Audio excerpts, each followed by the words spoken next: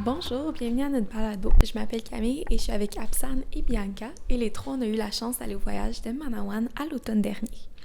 Personnellement, je sais pas pour vous, mais c'est sûr j'avais quelques appréhensions, surtout pour la route. Par contre, je pense pas que j'étais prête à le vivre. La route a vraiment été très bossue, très difficile, surtout dans la dernière période lorsqu'on arrive dans la communauté. Puis ça montre qu'il n'y a pas beaucoup d'infrastructures du gouvernement, puis il n'y a pas beaucoup d'argent investi pour ça.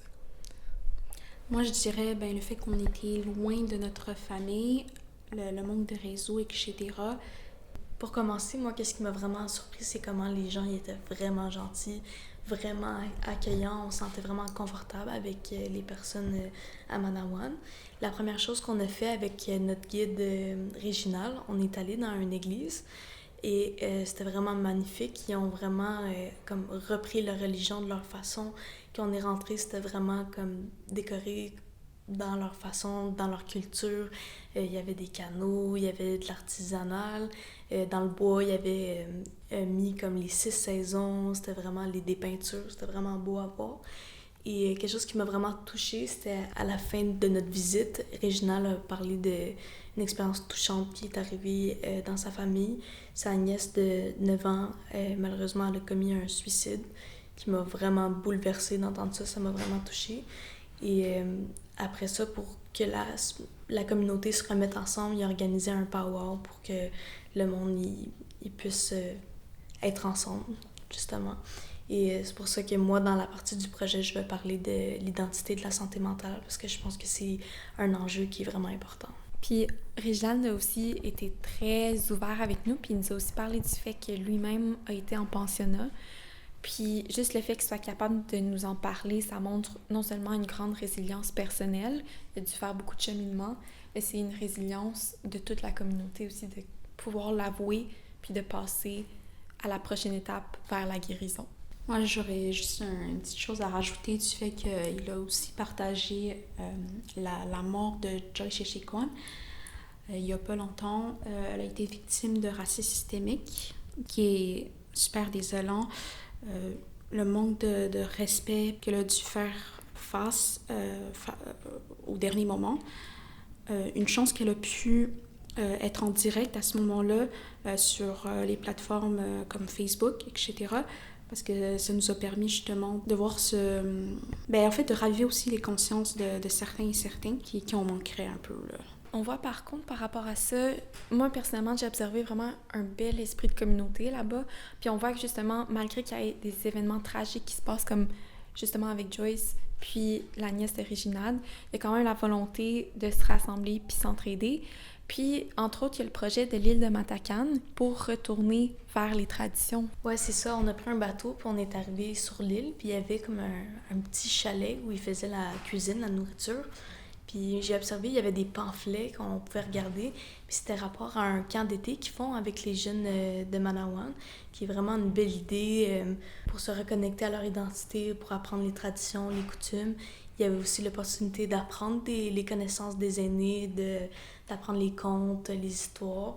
Puis aussi vraiment expériencer l'art, l'artisanat. Je trouvais ça vraiment une belle idée puis une belle chose pour les jeunes à Manawan. Sinon, moi, la visite de l'île a été très enrichissante vu que notre guide avait beaucoup de connaissances à sa disposition, du fait que j'ai remarqué tout de suite, en arrivant dans la région de Manawan, qu'ils ont un respect remarquable par rapport à l'environnement. Donc, le fait qu'ils utilisent aussi des plantes médicinales pour pouvoir se soigner, c'est aussi le fait que c'est super remarquable. Ils se soignent avec leur propre type de plantes. Ils ont pas besoin d'être actualisés avec cette médecine moderne. Donc, je trouve ça super enrichissant. Puis le fait qu'il y a aussi, vu que mon thème se rallie beaucoup à l'environnement, il y a les conditions météorologiques qui sont très changeantes. Donc, le taux de pollution commence vraiment à s'accroître de siècle à siècle.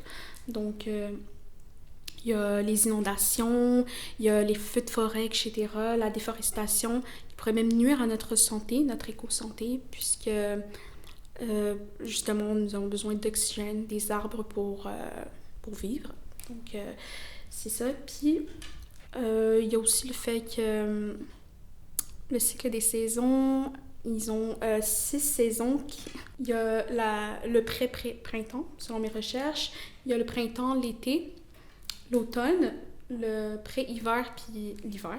Puis les conséquences abondantes concernent surtout la biodiversité, c'est-à-dire la faune et la flore, sachant que justement la cueillette, la pêche, puis la chasse sont les activités principales. Donc, on voit avec tout ça de nos propres yeux que la communauté est encore là, ils sont résilients, ils font face à tous les enjeux qu'on a nommés, puis c'est leur quotidien, puis ils vivent à travers ça. Ils sont très résilients. Donc, on a eu vraiment la chance d'avoir ce voyage-là. Je pense que ça va nous marquer pour le restant de nos vies. Puis, merci d'avoir eu la discussion avec moi aujourd'hui. Merci. Et merci beaucoup, Camille. Sur ce, on vous laisse sur une chanson du groupe Black Bear Singers, issue de la communauté de Manawan. Bonne écoute!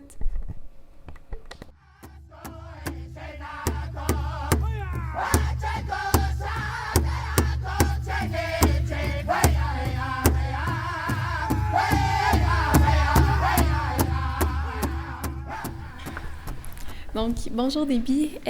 Aujourd'hui, on a la chance d'être avec vous et on a la chance de pouvoir vous poser quelques questions par rapport à vous, votre expérience et par rapport à la communauté Atikamekw aussi. Donc, merci d'être ici. Premièrement, vous avez réalisé une expédition dans plusieurs différentes communautés autochtones à travers le Québec. C'était comment de vivre ça? C'était comment de voir toutes les différentes communautés? Quand j'ai fait l'expédition Premières Nations à la première édition, ça a été vraiment une expérience que je rêvais de vivre, que je rêvais depuis toute jeune que je voulais faire ça. Dans mes visites dans les communautés, ça a été vraiment, pour continuer, c'était vraiment l'accueil des communautés qui nous ont accueillis comme si c'était qu'on était dans leur famille. Puis c'était vraiment très touchant également les partages des gens qui ont traversé.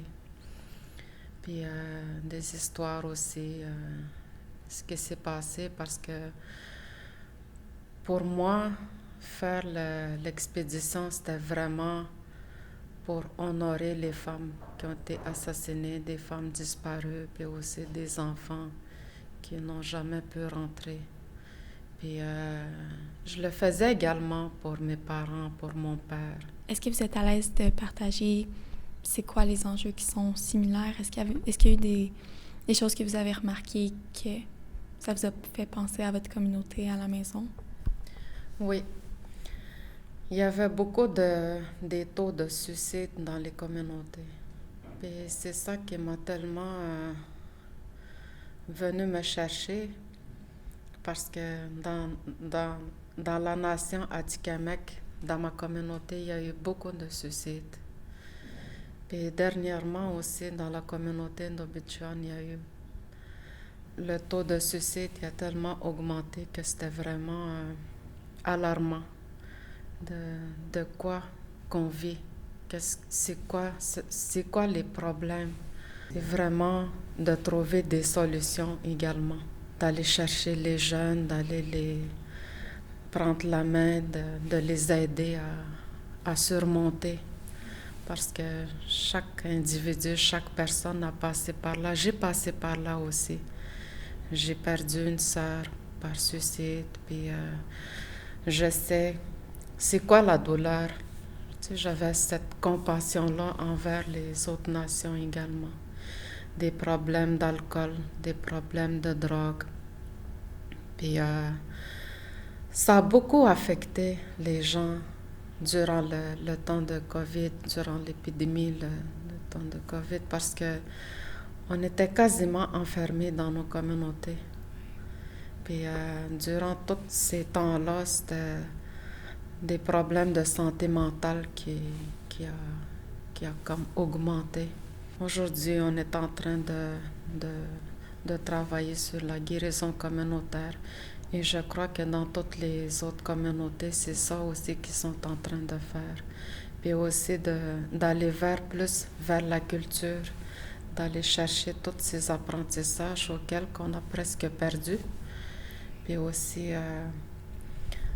de faire de l'artisanat. Ça, c'est vraiment une belle guérison qu'on peut dire. Ça montre aussi une grande résilience aussi. Ça montre à quel point la communauté Atikamekw, elle est là, elle survit, elle brille aussi. L'artisanat, c'est aussi une des façons de faire briller la culture, toutes les choses que vous produisez. Est-ce que vous pensez qu'il y a assez de ressources en santé mentale? Je crois qu'on n'a pas assez de ressources en santé mentale. On a aussi des guides spirituels. On a aussi des aînés qui nous aident. On a des regroupements de guérison communautaire. Puis on a également des ressources extérieures qui viennent dans notre communauté, qui viennent aider les femmes, les familles, les hommes, les jeunes hommes. Et puis on a également notre propre système d'intervention, puis on croit en ça. On va toujours avoir besoin de ressources parce qu'on ne veut pas non plus que nos ressources tombent malades, eux autres aussi. Oui. Parce que c'est quand même un travail exigeant aussi. Oui, c'est vraiment un travail exigeant. Tantôt, vous avez parlé de quelque chose qui m'a beaucoup intéressée, puis c'était par rapport à la connexion avec la Terre. Puis je me demandais par rapport à ça, est-ce que votre relation avec l'environnement, c'est quelque chose qui a évolué? Est-ce que, je sais que quand on est allé en Manawan, quand on a pu visiter l'île de Matakan, Regina nous parlait du retour un peu aux plantes médicinales qu'il y a eu.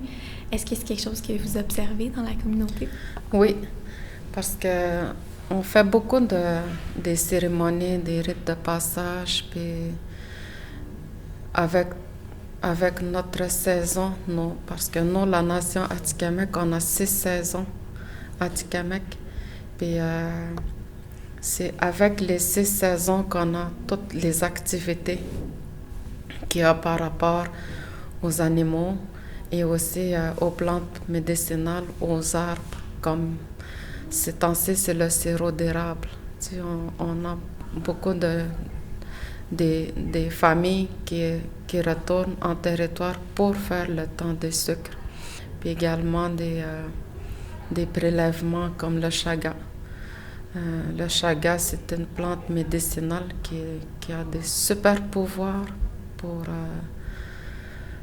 pour certaines maladies. Tu sais, il y a tout le temps des saisons où est-ce qu'on ne peut pas faire, où est-ce qu'on peut le faire.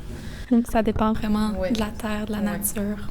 On s'y adapte. On suit le cycle, on suit les rivières, les lacs, parce qu'il y a tout aussi la protection, protéger des animaux, puis protéger aussi les territoires où est-ce qu'il y a comme les pouponnières, où est-ce que les orignaux vont donner naissance, même la frayère des poissons, pour les permettre de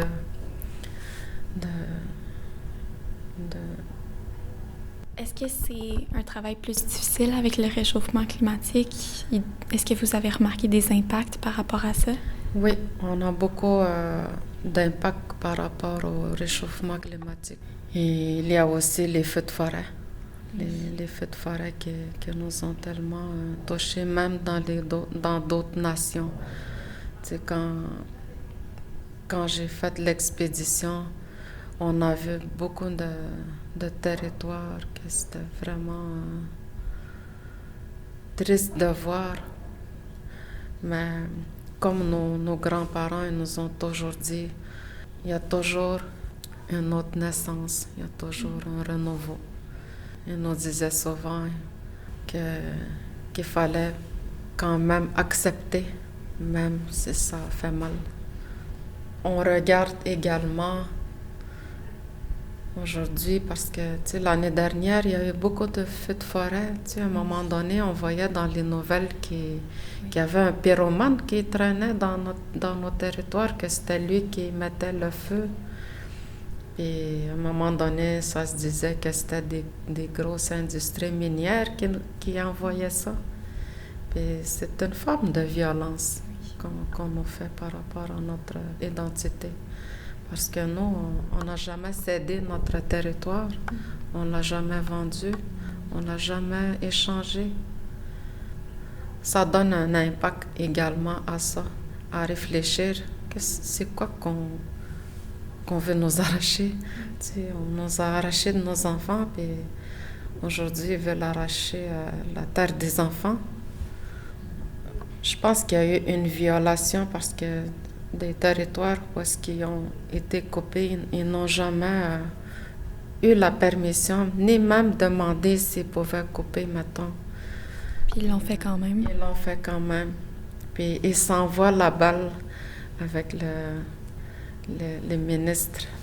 Ils se disent que c'était à eux autres ou bien non, c'était à lui. Mais des clans familiales n'ont jamais été contactés même ni pour trouver des solutions.